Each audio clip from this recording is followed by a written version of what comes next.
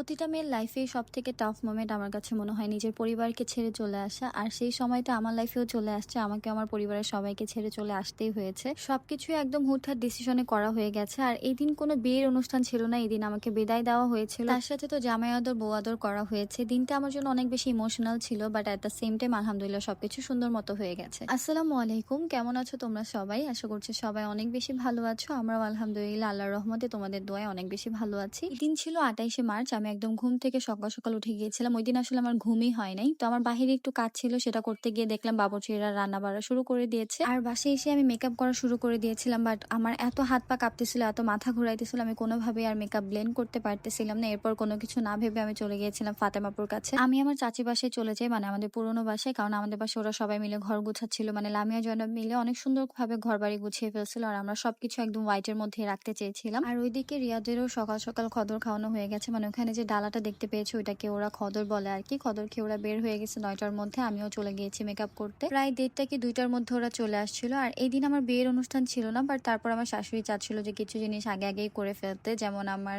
নানু দাদু ফুপু মামিদের যে গিফটটা সেটা ওই দিনই পাঠিয়ে দেওয়া হয়। আমিও 2টার মধ্যে একদম রেডি হয়ে যাই। এরপর আমরা একটু ছাদে যাই ছবি তুলতে। রমজানের দাওয়াতেই আসার কথা ছিল না, কারণ ওই দিন ওরা একদম বিজি স্ক্যাজুয়াল ছিল, আমার ফুফাতো বোনের হাজবেন্ড আর কি। তারপরে ও সময় করে একটু আসছিল, সাথে আমাদেরকে ছবিও তুলে দিয়ে গিয়েছিল। এক তো আমাদের হাতে সময় ছিল না, তার মধ্যে ছাদে প্রচন্ড পরিমাণে রোদ থাকায় আমরা ভালো মতো ছবিও তুলতে পারি না। এরপর আমরা তাড়াতাড়ি নিচে নেমে যাই, কারণ ওদের বাসায় সবাইকে এখন খাবার দিতে হবে। আর আমাদের বাসায় সবার জন্য হচ্ছে নিচে খাবারের আয়োজন করানো হয়েছিল। সবার খাওয়া দাওয়া শেষে এরপর আমরা খাওয়া দাওয়া করতে বসে যাই। এখানে রিয়াদের সাগরনার ডালাও রেডি করা হয়ে গেছে। এখানে আমার ভাই বোনরা, রিয়াদের কাজিনরা সবাই মিলে আমরা বসি। এদিন আমার ননাস আর ননদ দুজনের একজনও আসতে পারে না। আর এখানে যখন লামিয়া জনাব আমাদেরকে খাওয়াই দিচ্ছিল, তখন আমি আর আমার নিজেকে কন্ট্রোল করতে পারিনি কোনোভাবে, কারণ আমি ভাবতেছিলাম একটু পরেই আমি ওদের সবাইকে ছেড়ে চলে যাব। আর এরপরেই আমি প্রচন্ড পরিমাণ অসুস্থ হয়ে যাই। আমার মাথা ঘুরাইতেছিল, শ্বাসকষ্ট হচ্ছিল, মানে কিসের মেকআপ কিসের কি আমার আর কোনো কিছু ভাল লাগতেছিল না। এরপর আমার অবস্থা দেখে সবাই তাড়াতাড়ি আমাকে আব্বু আম্মুর রুমে শোয়ায় দেয়। এরপর স্যালাইন খাওয়ানো হয়। এরপর যখন আমি একটু বেটার ফিল করতেছিলাম, ওরা আমাকে ছাদে নিয়ে আসে, আমার সাথে মজা করতেছিল। আমরা কিছুক্ষণ আড্ডা দিই। আর এখানে কান্নাকাটি করে আমি আমার চুলের কার্ল সবকিছু নষ্ট করে ফেলছিলাম। মানে আমি বললাম না, আমার যে মেকআপ করছি না কার্ল করছি কোনো কিছু মাথার মধ্যে নাই। ইভেন আমি আমার টিপটাও হারাই ফেলছিলাম। এরপর আয়াতের কপালের টিপ আমাকে পরায় দিচ্ছে। এরপর আমরা নিচে নেমে আসি। এখানে হচ্ছে ওদের বিকেলে নাস্তা দেওয়া হচ্ছিল। ওরা অনেক বেশি তাড়াতাড়ি করতেছিল, মানে লাঞ্চ করার পরপরই সবাই বলতেছিল যে তাড়াতাড়ি বের হয়ে যাবে। রিয়াদ আমাকে আগেই বলছিল যে 5টার মধ্যে বের হয়ে যাবে। খুব তাড়াহুড়ার মধ্যে নাস্তা রেডি করে দেওয়া হয়েছে। এখানে আঙ্কেলও নাস্তা খেয়ে নিচ্ছিল, মানে রিমি আপুর শ্বশুর। তো তারপর এখানে আমরা একটু কেকটা কাটছিলাম। আর এই কেকটা ছিল মিম আর প্যারিস ভাইয়ের পক্ষ থেকে। আমরা সবাইকে স্ট্রিক্টলি বলে দিয়েছিলাম যে কোনো প্রকার গিফটস যেন কেউ না আনে, কারণ এটা আমাকে বিদায় দিতে আসবে, সবাই আমার জন্য অনেক অনেক দোয়া করে যাবে, এটাই আমরা চাচ্ছিলাম। তাই ভাইয়া আমার জন্য হচ্ছে কেকটা নিয়ে আসছিল। কেকটা অনেক বেশি মজা ছিল। আর বড় আপু, হ্যাপি আপু, শান্তা আপু, রনি ভাইয়া হচ্ছে আমার জন্য মালয়েশিয়া থেকে গিফট পাঠিয়ে দিছে, মানে বিকাশের মাধ্যমে টাকা পাঠিয়ে দিছিল। তো এখানে হচ্ছে চাও নিয়ে আসা হয়েছে। আর এই জায়গায় সবাই নাস্তা খাচ্ছে। আর এইদিকে ওরা বিয়াই বিয়াই একে অপরকে খাওয়াই দিচ্ছিল। আর বড়রা তো বারবার বলতেছিল তাড়াতাড়ি করো, সময় নেই, মানে দেখো লিটারালি ওরা দাঁড়ায় দাঁড়ায় খাইতেছিল। আর এরপর হচ্ছে আমি একটু বৌমনিকে খাওয়াই দিছিলাম। বৌমনি আমার উকিল মাও হয়, এটা হয়তো বা তোমাদেরকে আমি আগেও বলেছি। আর নাসির আন্টিকেও খাওয়াই দিছি। আর এই ভিডিওগুলো হচ্ছে কে করছে আমি জানি না, ওরা নিজেরাই মজা করতেছিল। আর আমার শ্বশুরবাড়ির সবাই কেকটা খেয়ে বলছে অনেক মজা হয়েছে। বাসায় আসার পরে বলছে ভাবি কেকটা অনেক মজা ছিল, কেকটা নিয়ে আসা উচিত ছিল। তো এরপর হচ্ছে এখন চলে যাওয়ার পালা। রিয়াদ সবাইকে মুখে সালাম দিয়ে হচ্ছে বিদায় নিয়ে নিচ্ছিল। আর এদিকে ওকে সবাই সালামে দিচ্ছিল। যেহেতু আমাদের বাসায় পা ধরে সালাম করার কোনো নিয়ম নাই, তাই মুখে সবাইকে সালাম করেছে। তো সবাই আমাকে ওর কাছে তুলে দিচ্ছিল। প্রথমে স্বপন মামার থেকে বিদায় নিলাম, এরপর আমার দাদু, এরপর আমার আব্বু চলে আসছে। বাপরে, এটা আমি ভিডিওতে দেখেও এখন নিতে পারতেছি না। যাই হোক, এখানে আব্বুর কাছ থেকে বিদায় নিচ্ছিলাম। ওইদিকে আমার বড় আপু ভিডিও কলে অনেক কান্না করতেছিল। এরপর আম্মুর কাছ থেকে বিদায় নিলাম।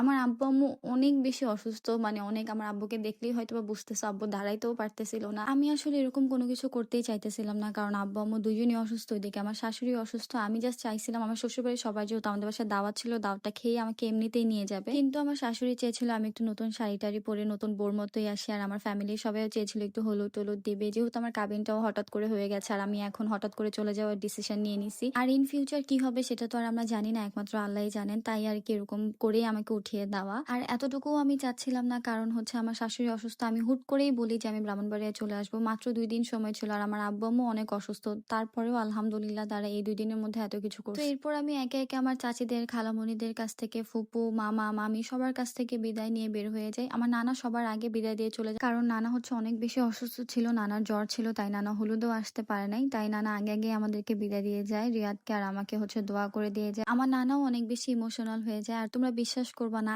আয়াত এত পরিমাণ কষ্ট পাইছে, ও এত পরিমাণ কান্না করছে, ও পুরো অসুস্থ হয়ে গেছিল। আমি বাসায় এসে যখন ওকে ভিডিও কল দিই তখনও দেখি ওর অবস্থা একদম খারাপ হয়ে গেছে।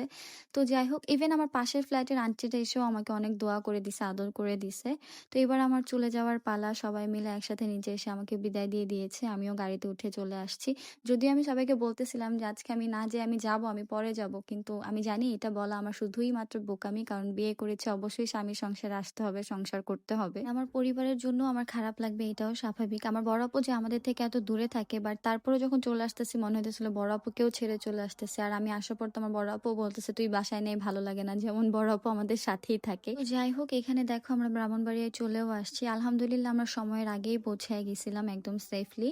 তো এখানে আমার ননাস আমাদেরকে বরণ করে নিচ্ছিল, আর সাথে আমার পারভিন আন্টিও ছিল। আমার শাশুড়ির শরীরটা যেহেতু একটু খারাপ ছিল, তাই মা রুমের মধ্যে রেস্ট করছিল। তো এখানে আমরা বাসে এসেই হচ্ছে প্রথমে মাকেই সালাম করছিলাম, আমি আর রিয়াদ মিলে। এইদিকে দেখো সবাই মিলে আমাদের জন্য একটা আয়োজন করেছিল। এখানে তাদের কিছু রিচুয়ালস ছিল, সেটাই আমরা করব। বাট তার আগে হচ্ছে এখানে আমরা মালা পরাচ্ছিলাম। এই মালাটার জন্য আমি ফুয়াদকে মিরপুর থেকে সেই শাহবাগ পাঠাইছিলাম। ছেলেটা এত প্যারা খেয়ে তাজা ফুলের মালা বানিয়ে নিয়ে আসছিল, কিন্তু আমাদের বাসায় আমরা মালা বদল করতে ভুলে গিয়েছিলাম, কারণ অনেক বেশি তাড়াহুড়া ছিল, অনেক রাশে ছিলাম সবাই মিলে, এর জন্য আর করা হয়নি। বাট এরপর হচ্ছে আমরা যখন গাড়ি দিয়ে রওনা করে দিয়েছিলাম তখনই ফোন করে বলা হয় যে মালা রেখে গেছি, তারপর ওরা এসে মালা দিয়ে যায়। তাই এটা আমরা ব্রাহ্মণবাড়িয়া এসেই মালা বদল করি। এরপর আমাদের শাহনজর করানো হয়। আর এখানে আমরা কি বলেছি এটা আমি একটা রিলস আপলোড করবো। আমার অ্যান্সার শুনে ও একটু ডিসঅ্যাপয়েন্ট হয়ে যায়। আমি আসলে অনেক লজ্জা পাইতেছিলাম, আমি কি বলবো আমি বুঝতেছিলাম না, সবার সামনে আমি লজ্জায় কিছু বলতে পারতেছিলাম না। বাট আমি কিন্তু খারাপ কিছু বলিনি, আমিও ভালো কিছুই বলছিলাম। তো যাই হোক, এখানে হচ্ছে তাদের কিছু রিচুয়ালস করা হচ্ছিল, এমন না এটা বাধ্যতামূলক করতেই হবে, জাস্ট মজার কারণে করা হয়েছে। এখানে আমি ওকে পান খাইয়ে দিচ্ছিলাম, ও আমাকে পান খাইয়ে দিচ্ছিল, বাট সেটা 3 কামড়ে খেতে হবে। আর মিষ্টিটাও 3 কামড়ে খেতে হবে। আমি যখন রিয়াদকে মিষ্টিটা খাওয়াচ্ছিলাম ও প্রথমেই পুরাটা মিষ্টি খেয়ে ফেলছে, কারণ স্পঞ্জ মিষ্টি ওর অনেক পছন্দ। ও বুঝে নাই যে এটাও 3 কামড়েই খেতে হবে। পুরো ভিডিওতেই দেখবো ও একটু নার্ভাসও ছিল, কারণ সবাই অনেক বেশি তাড়াহুড়া করতেছিল। আর ও সবাইকে নিয়ে ব্রাহ্মণবাড়িয়া সেফলি আসতে পারবে নাকি সবকিছু নিয়ে একটু টেনশনে ছিল আর কি। এরপর যখন আমরা আমাদের রুমে আসি, ওরা হঠাৎ করে রুমে এসে বলে রিয়াদ ভাই আন্টি তোমাকে ডাকতেছে। ওরে বের করে আমাদের রুম আটকায় দেয়। আর আমি আর রিয়াদও বুঝি না, আমরা ভেবেছি সত্যি সত্যি হয়তো বা মা ডাকতেছে। এর মধ্যে রিয়াদ এসে দেখে যে ওরা এই কাণ্ড করেছে। এরপর ওরা একটা টাকা দাবি করে, আর টাকা ছাড়া তো কোনোভাবেই রুমে ঢুকতে দেবে না, তাই ও টাকা দিয়ে হচ্ছে এখন ফিতা কেটে রুমে ঢুকছিল। এরপরে হচ্ছে ওরা টাকা ভাগাভাগি করতেছিল, তো সবাই টাকা পাইছে, আইজা তো পায় নাই, তাই আমি আবার আইজাকে হচ্ছে সালামি দিয়েছিলাম। আর আমাদের বাসায় তাড়াহুড়ার কারণে প্লাস সবাই মিলে অনেক কাজ করতেছিল, সেই কারণে তো রিয়াদের শালাশালিরা রিয়াদের গেট ধরতেই পারে না, কোনো কিছুই করতে পারে না। আমাদের রিচুয়াল সবকিছুই বাকি আছে, ইনশাল্লাহ ইন ফিউচার সবকিছুই হবে। আর না হইলেও সবার প্রাপ্যটা সবাই পেয়ে যাবে। তো যাই হোক, এরপর আমরা ফ্রেশ হয়ে নিব, কারণ এখন আমরা সবাই মিলে আবার একসাথে খদর খাবো। আর সারাদিনে না আমার নিজের কাছে নিজেকে ভালো লাগতেছিল না, কারণ আমি অনেক বেশি অসুস্থ ছিলাম। আর এই দুদিনে অনেক বেশি শুকাই গেছিলাম, তাই মনে হচ্ছিল আমাকে একদমই সুন্দর লাগতেছে না। বাট এই জায়গায় আবার মনে হইতেছিল আচ্ছা মোটামুটি ভালোই লাগতেছে। তো যাই হোক, আমার আজকে ভিডিওটা এই পর্যন্তই ছিল। তোমরা আমাদের জন্য অনেক অনেক দোয়া করো যেন আমাদের সংসার জীবন অনেক সুখী হয়। সো দেখা হবে নেক্সট ভিডিওতে। সবাই ভালো থাকো, সুস্থ থাকো, আল্লাহ হাফেজ।